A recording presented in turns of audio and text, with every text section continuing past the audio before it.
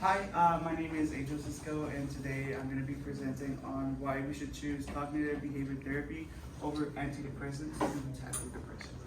So, before I begin, I wanted to ask the audience if in the past couple of months this semester, you guys have been feeling a loss of interest or pleasure in doing assignments or activities throughout the course.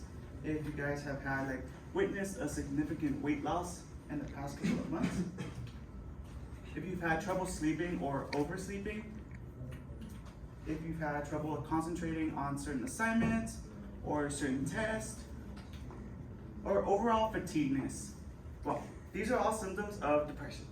But it is unethical for me to diagnose anybody here with depression. So if you are concerned, I would speak with a licensed therapist. But you are not alone. 5% according to the World Health Organization, 5% of people around the world do suffer from clinical depression, and only 75% of those people actually receive treatment for depression. So for the purpose of the speech, I'm going to attempt to show why cognitive behavior therapy is the best therapy for tackling depression. But why should we care? Well, the depression is common among college students, like most of you guys in this class. But it could also lead to some fatal consequences along the line. Actually, untreated depression can lead to chronic diseases like cardiovascular disease, which is one of the leading causes of death in the United States. But it can also increase thoughts of suicide and drug usages.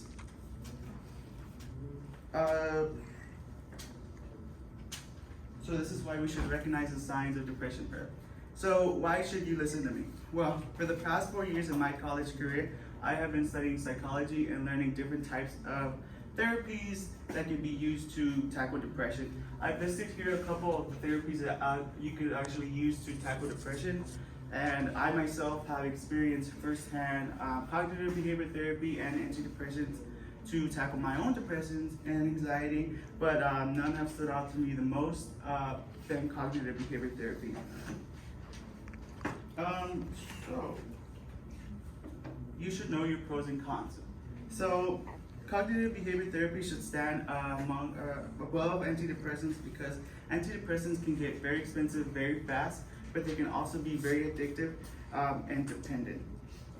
Cognitive behavior therapy tackles multiple disorders at the same time, not just the mental illness that you're suffering from, but also because antidepressants can be a gateway drug to illegal drugs down the line. So first, let's talk about how antidepressants can be addictive or dependent. Well, when the psychiatrist first prescribes medication to the patient in front of them, they know little to deep understanding of the patient in front of them. But it could also be like a temporary fix. It'll be an easy fix for a temporary problem, and it can carry abuse potential for those patients who have a history of addiction. Actually, according to the National Library of Medicine, in 2011 alone, 2.1 million met the criteria for abuse dependency on psychotherapeutics. So that's why cognitive behavior therapy, on the other hand, offers a safer space for those tackling depression because they could have some long-term effects down the line. Then they can have the patients walk away with healthy coping strategies even when the therapy session is over. So here I actually attached a list of different types of drugs. I'm not sure if you can read, but it's different types of drugs that offer a high-like feeling to the similar illegal drugs. But cognitive behavior therapy also offers rich sessions that help break down deeply rooted issues like anxiety and depression. As was the case in a 16-week study that showed patients who still remain symptomatic following antidepressant treatments, cognitive behavioral therapy actually helped reduce not only the social anxiety, but also depressive symptoms and functional disability.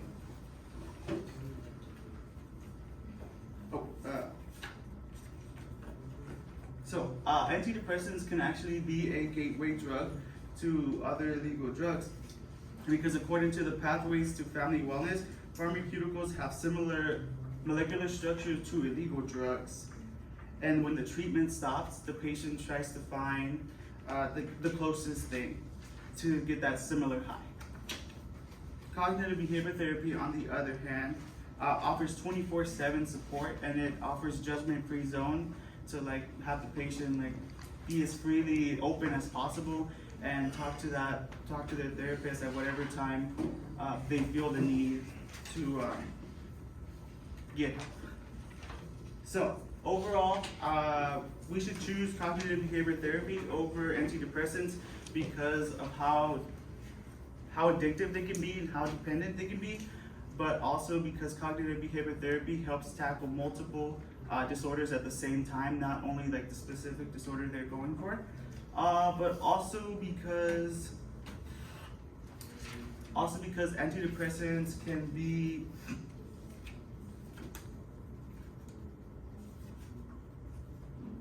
antidepressants can be very expensive and addictive. So on that note, I just want to remind you guys that you're not alone, and there's no judgment for whatever option you do decide to treat. The point is that you're getting help, and whether you choose cognitive behavior therapy or a different therapy or medication, as long as you're receiving help, it's important that you're receiving that help. So I actually attached a couple of local resources here. Well, I got blocked off, but I've attached multiple local resources here that are available to you guys right now as college students. The Vaquero hotline is available 24/7. I myself have used it at different times in my college career. Like 3 in the morning, there's always somebody there to take care of you. The UTLG Counseling Center here also offers a one-on-one session with licensed therapists in case you guys do need that help. But if you are considering or you know somebody who is considering suicide, there's the National Suicide Hotline available for you guys as well. So, thank you for your time.